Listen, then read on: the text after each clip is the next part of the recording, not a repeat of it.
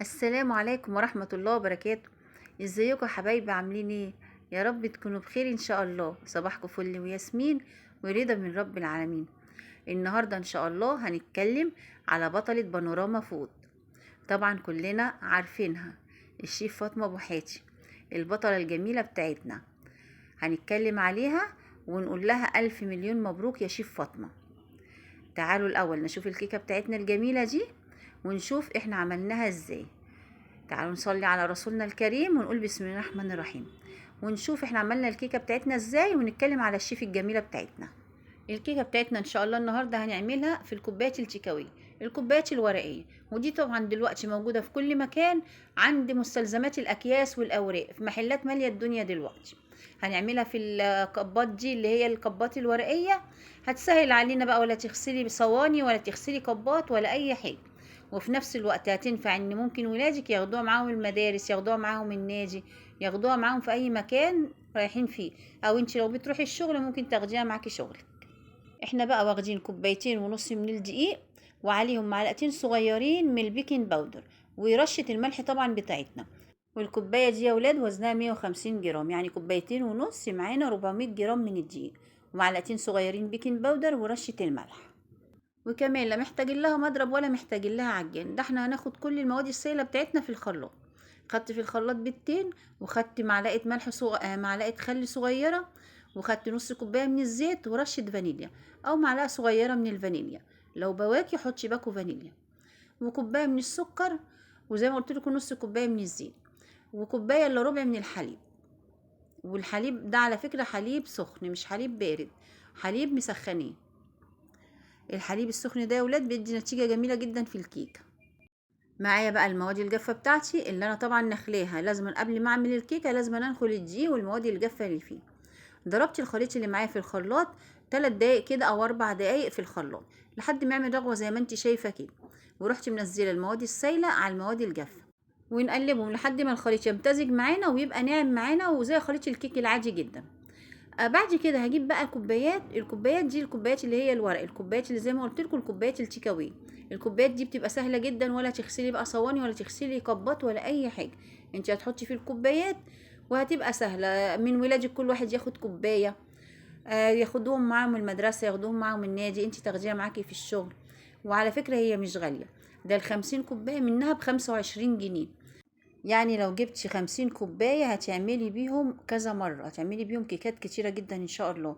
ولو معكيش ال25 جنيه ممكن تجيبي النص 25 كوباية، ب12 جنيه ونص. نتكلم بقى على الشيف حبيبتنا، الشيف الجميلة فاطمة ابو حاتي. من قيمة كام يوم كده سمعنا ان الشيف فاطمة ابو حاتي الجميلة هتاخد جايزة جميلة جدا ان شاء الله في دبي. هيكرموها ويدوها جايزة اسمها جايزة البطلة، بطلة اليوتيوب. بصراحة يعني احنا بنتمنى لها كل خير. الشيف دي شيف جميلة جدا ومحترمة جدا، وانا بحبها جدا بصراحة. من الناس المحترمين جدا جدا جدا، وصادقة جدا في شغلها ومخلصة، وبتتكلم بكل أمانة وما بتخبيش أي حاجة، ما بتخبيش أي حاجة عن أي حد. ولو قدرت تساعد أي حد محتاج حاجة بصراحة بتساعده. لا، إنسانة جميلة جدا. ولكل مجتهد نصيب، يعني كل ما الإنسان بيجتهد كل ما ربنا بيديله من الخير بإذن الله. فاحنا نحاول نصفي نيتنا كده عشان ربنا يكرمنا دايما، ونبقى ايه زي الشيف فاطمة ابو حياتي كده بإذن الله. ودايما الانسان اللي قلبه ابيض وقلبه نجيف ربنا سبحانه وتعالى بيبقى كاشف له كل اللي حواليه، وبيبقى شايف كل اللي حواليه وعارف مين اللي بيحبه ومين اللي بيكرهه.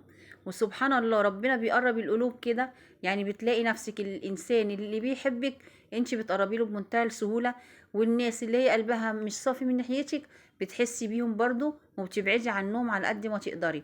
دي حاجة ربنا سبحانه وتعالى بيبقى مبينها لنا، للناس اللي قلوبها شفافة. فربنا يجعلنا منهم كده ان شاء الله، ويجعلنا شفافين وحلوين كده زي شيف فاطمه ابو حياتي الشيف الجميله دي، اللي وشها بيبين قد ايه هي قلبها جميل وقد ايه قلبها ابيض ونجيف. وعشان كده ربنا كرمها، واحنا من هنا بنقول لها الف مليون مبروك يا شيف فاطمه، ومن نجاح لنجاح باذن الله. ربنا يزيدك دايما عشان انت تستاهلي كل خير. نرجع بقى للكيك بتاعنا، احنا نسيناه لما عمل معانا بقى شكل المشروم اهو من فوق. احنا حطيناه في الكبات، والكبات حطيتها نص، مليت الكوبايات اللي معايا نص بس، ما تزيديش عن كده. زي ما انت شايفه هي بتزيد قد ايه. او حطيتها على درجه حراره 180، خدت لها 35 دقيقه كده في الفرن. وطبعا على الرف الوسطاني، ومشغله الفرن من تحت بس. بعد كده خرجتها، ورحت مغطياها بفوطه خفيفه كده. انا بحب دايما اغطي الكيكات او المعجنات اول ما تخرج من الفرن، بروح مغطياها بفوطه خفيفه كده عشان تحافظ على طراوتها وتطلع طريه وجميله ان شاء الله باذن الله. زي ما انتم شايفين الكيكه طالعه معانا تحفه وطريه جدا وهشه ولذيذه، وطعمها في منتهى الجمال. وان شاء الله هتعجبكم باذن الله.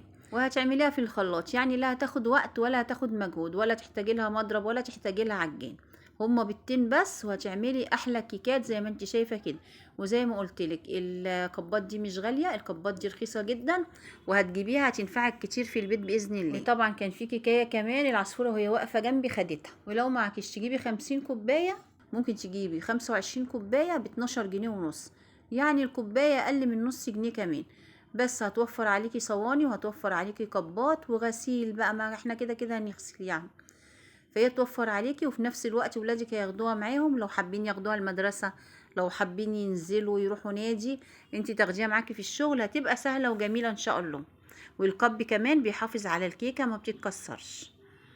لو عملتي الكيكة وعجبتك ما تنسيش تدخلي قناتي، تعملي لنا لايك وتعملي لنا اشتراك. وبالهنا والشفا، صباحكم فل.